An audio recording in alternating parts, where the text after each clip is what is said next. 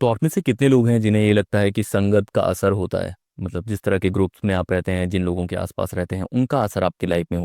अगर आप इस चीज़ पे यकीन करते हैं तो आप मेरे जैसे इस मेरा भी मानना है कि आपके आसपास कैसे लोग रहते हैं उसका फ़र्क आपकी ज़िंदगी में पड़ता है, और वो हर शख्स की ज़िंदगी में पड़ता है, अच्छे बुरे जैसे भी आप रहने की कोशिश करते हैं।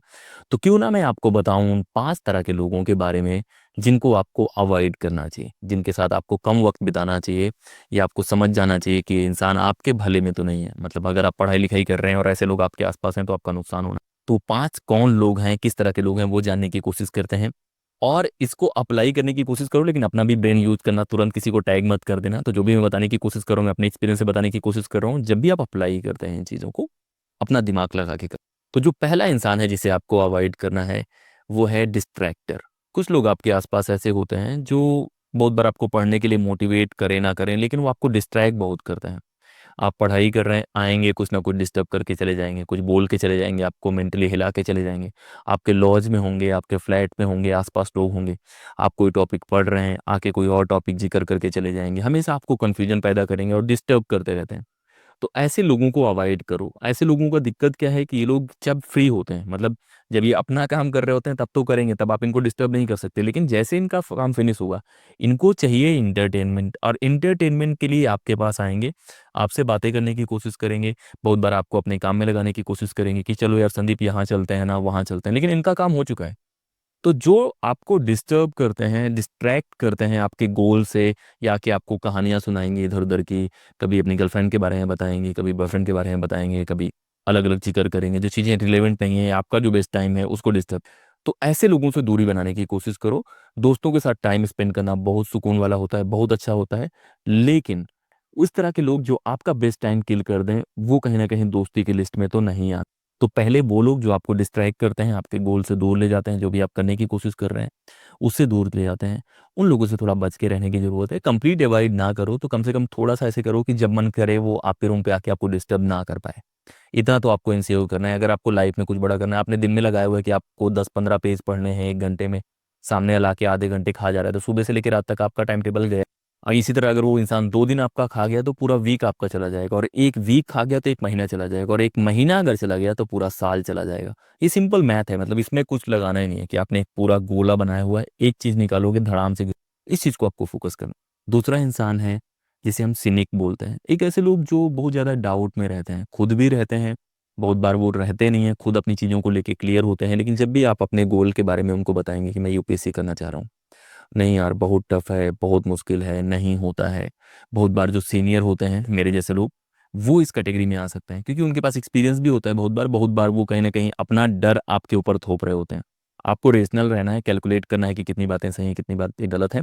लेकिन अगर आप कोई गोल आपने बनाया हुआ है कि आपको यूपीएससी करना है, आपको ये करना है, तो अगर भगवान भी आके वहां पे आपको बोले ना कि नहीं हो पाएगा, तब भी आपको एक बार रिजेक्ट करना है कि नहीं यार मैं करूंगा। वो आपकी मेहनत है, आपका स्मार्ट तरीका है, रिवीजन है, आप करेंगे, सारी चीजें पॉसिबल है। मैं कह रहा हूँ कि आप नहीं कर पाएंगे, उसके बाद भी आपके अंदर जिद होनी चाहिए कि नहीं मैं कर सकता हूँ। तो सिनिक लोग क्या होते हैं, वो आपके दिमाग पे डाउट डाल देते हैं। कभी कभी आपके रिश्तेदार कुछ ऐसे होते हैं जिनको कुछ पता नहीं होता, उन्होंने कहीं से कहानियां सुनी होती है कि कोई आईएएस बन गया, कोई पीसीएस बन गया, कुछ बन गया, आपके बगल में बैठेंगे, आपको ऐसी कहानियां सुनाएंगे कि आपको खुद के ऊपर भरोसा कम हो जाएगी, सारी चीज़ होगी।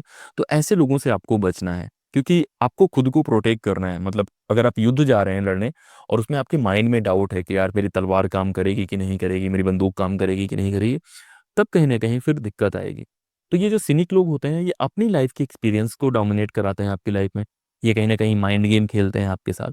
तो ऐसे लोगों को भी पहचानना है कि कौन इंसान है।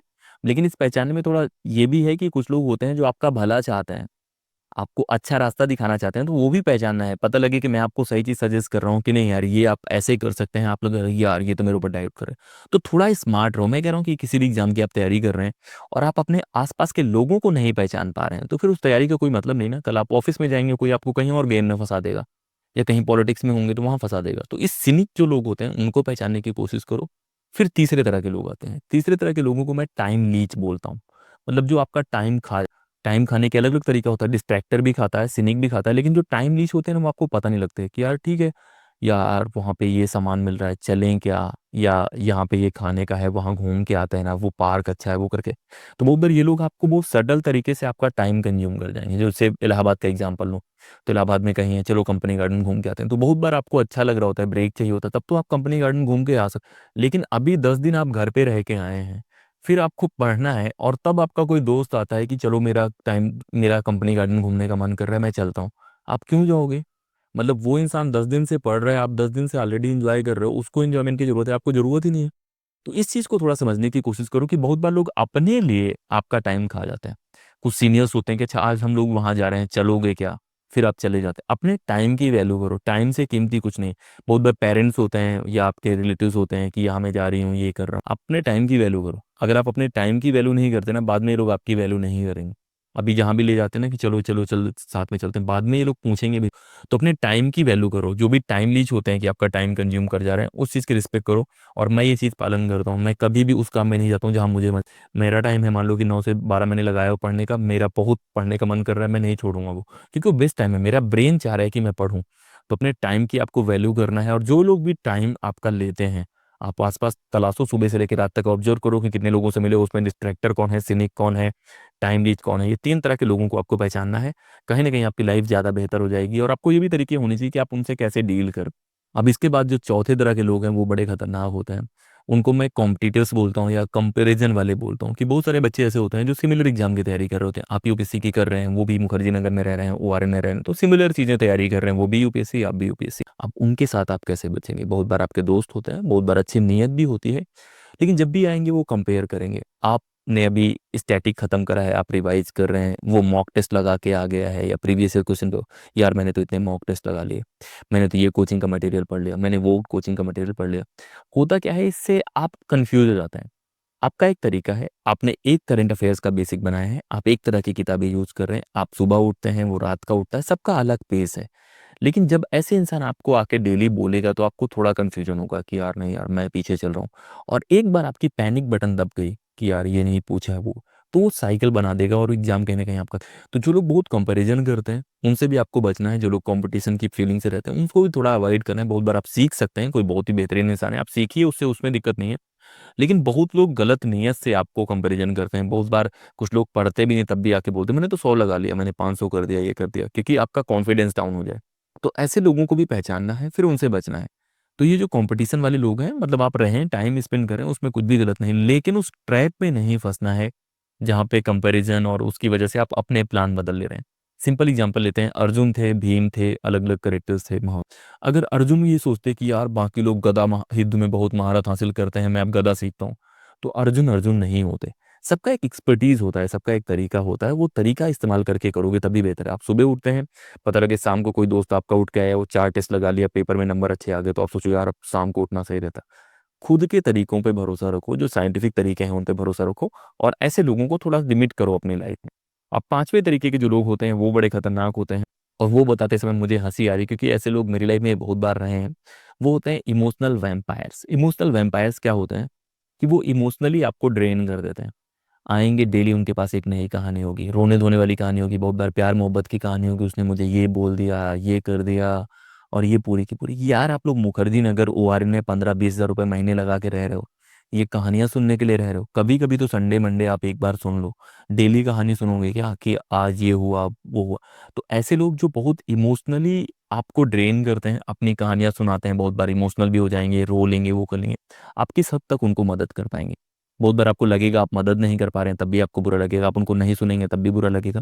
लेकिन ऐसे लोग क्या होते हैं, आपको एक नया पर्सपेक्टिव देने की कोशिश करते हैं। उनका रिलेशनशिप खराब है, उनके बॉयफ्रेंड गर्लफ्रेंड के बीच में पंगे चल रहे हैं, आपके रिश्ते में वो आने लग जाएगा, क्योंकि वो डेली आपको वही कहानी सुनाएंगे, आप उसके हिसाब से सोचने लग जाओगे, तो इमोशनली भी ड्रेन होंगे, आपकी लाइफ में इम्पैक्ट पड़ेगा। तो ऐसे लोगों को सुनना है, लेकिन किस लिमिट तक सुनना है वो पता होना चाहिए।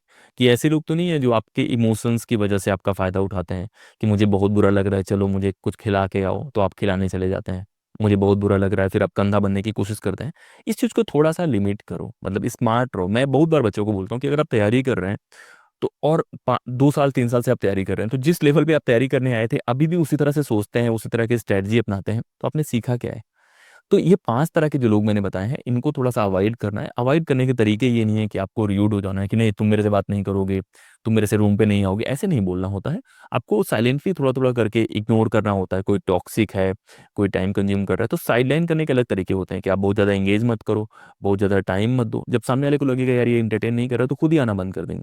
लेकिन बदतमीज़ी नहीं करनी कि मैंने आपको बता दिया कि 5 लोग होते हैं, एक वो होता है जो कॉम्पिटिशन में करता है, टाइम लीच होते हैं, ये होते हैं। फिर आपने कहा इनमें से कौन-कौन है? फिर आप टैग करेंगे कि भाई ये वाला ये है, लिस्ट बना लोगे, कल आएँगे तो ऐसे नहीं करना है। आपके दिमाग में रखना है, अलग-अलग लोग अलग-अलग इमोशन से आपसे बातें करते हैं, अच्छे लोग भी हैं, बुरे लोग भी हैं, जैसे भी हैं, लेकिन आपको स्मार्ट रहना है कि आपका टाइम कैसे बचाना है, फ़ोकस और एनर्जी कैसे बचानी है, ताकि आप एग्ज़ाम में अच्छा कर पाओ।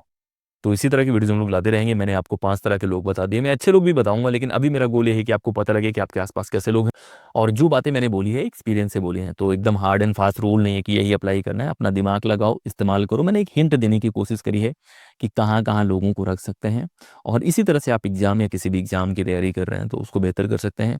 इसी तरह के तरीके आते रहेंगे। आपका काम है टेलीग्राम पे जुड़ना, इंस्टाग्राम पे जुड़ना। हम लोग नए-नए कोर्सेज़ लाने की कोशिश कर रहे हैं और आपको कमेंट करके बताना है कि आपके आसपास क्या इन 5 कैटेगरी के लोगों में से कोई है और अगर वो है तो वो क्या करता है आपके आसपास आके, ताकि दूसरे लोगों को पता लग जाए कि भाई ये काम होते हैं ऐसे लोग। डिटेल में लिख के बताना और कमेंट करके बताओ कि आपके आसपास कैसे लोग हैं और आप इनसे कैसे निपटते हैं। इस वीडियो में इतना ही, लगातार बने